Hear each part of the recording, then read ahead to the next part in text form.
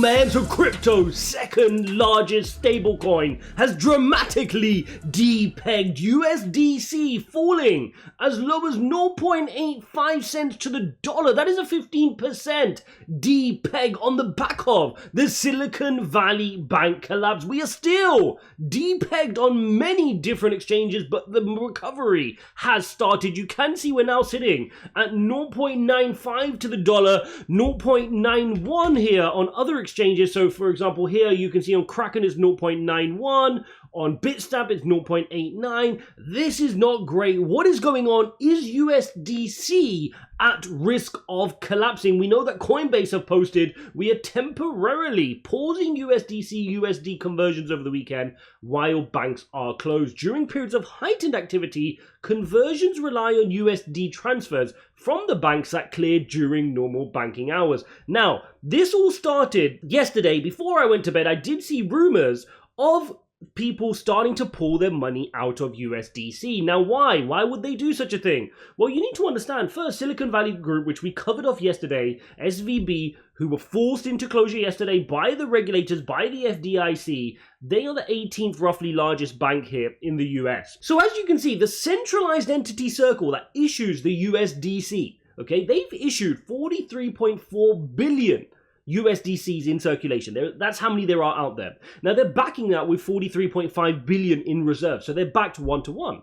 Now if you look at it, they've got a bunch here in short dated US Treasury notes, and they have a smaller percentage here which they hold in cash reserves at banks. One of those banks was Silicon Valley Bank, and they had $3.3 billion sat with Silicon Valley Bank. That's approximately 8% of their total, okay? So it's not the end of the world, it's not huge, but it is a substantial portion, and approximately a quarter of all the cash that they held. Okay, so a quarter of all the cash was sat at Silicon Valley Bank, and the rest is in US dated treasuries. This has now got a lot of people panicked because, of course, Circle now has to sit in the queue and wait for the FDIC to process whatever they're going to process. Remember, you're only guaranteed up to $250,000 per person per bank using the FDIC insurance scheme, which is obviously not enough for the $3.3 billion that Circle has stuck. So we need to keep a close eye on this, and this is why you're seeing many panic and flock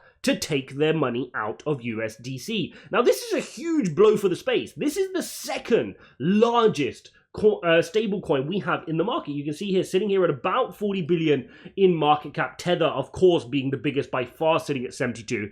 And many, including myself, have shared the worries of these centralized stable coins. These are not great, right? We understand that Do Kwon did a horrible job over at UST, but one thing we knew for sure, we do need a decentralized stablecoin, and this further brings this into light when you've got so many major US players attacking crypto from every single direction they can possibly fathom. We know that. They attacked BUSD over at Paxos, now we're seeing Circle struggling with SVB. Will the government intervene? And this is going to be the question now, because this is far beyond crypto. I know we don't like to hear that because this is a crypto community, but this is far beyond crypto. We're going to be worried about our 3.3 billion USDC, but you've got to remember, there are many, many people struggling out there that use and rely on this 40-year-old bank. Here's David Sachs, a prominent figure in the venture capital world. He said, where is Jerome Powell? Where is Janet Yellen? Stop this crisis now. Announce that all depositors will be safe. Place SVB with a top 4 bank. Do this before Monday open, or there will be contagion and the crisis will spread. Now, what's interesting is somebody like David Sachs, generally, he wouldn't be somebody that would say that. Right? I mean, if you look at this previously, this is what he's previously tweeted back in 2022. The idea that the American government, the American taxpayer, or any American company is obligated to provide support is pure entitlement, right? But you can see traditional players like David Sachs, when things hit the wall, when the proverbial hits the fan, what do? They always rely on Jerome Powell, always rely on Janet Yellen. Why? Because that's the president that was set in the financial crisis of 2008. Now, crypto, we've never had that privilege. We've never had that privilege. We understand when we're in the crypto space, if we make mistakes, we're responsible, right? We take the L and we keep things moving, and we've got grown up pants on, right? We've got grown up pants on. We're big boys, and we understand that this is the risk we take in the world's most volatile asset classes, and we're going to protect our funds. Nobody's going to do it. That's why we opted to be in crypto. We don't trust Jerome Powell or Janet Yellen, right? They'll save the companies that they like and they won't save the companies that they don't like. Simple, right? So there's a lot of calls here for the government to step in and save SVB. Of course, if they do so, that will be good for the crypto space because it means Circle will get their money back and people will stop worrying about that collapse. Now, if you're not sure about where to put your stablecoins, I made plenty of videos on this in the past, guys. There is no perfect stablecoin out there. I mean, look at this. Right now, you've also got DAI collapsing. DAI is depegged as well. 92 cents on the dollar, 95 cents on this exchange, and 98 cents on Gemini as well. Okay, so you're seeing that collapse. Now, why? That is because DAI is also backed by USDC. Okay, one of the components backing the collateral of DAI is USDC, about 30% the last time I checked. Okay, so this is all interconnected and this is going to cause a lot of problems. Now, I know naturally some people are moving this across to Tether because they see Tether is safe. I've shared my views on Tether before as well. Yes, they've done more navigating this bear market so far, but I don't like how any of these stablecoins, all these stablecoins have weaknesses. And I want to remind you of one thing, guys. Let me remind you of one thing. Let's take a look at what we've had over the last 18 months. FTX, centralized, right?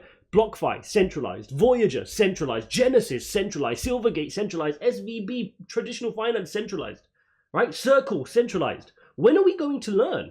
When are we going to learn that those crooks that are playing around in traditional finance, they're the ones that are causing all this pain in crypto? There are very few decentralized things that have collapsed. Right? You can point to Terra Luna, but I point to that same individual who everybody put on a pedestal.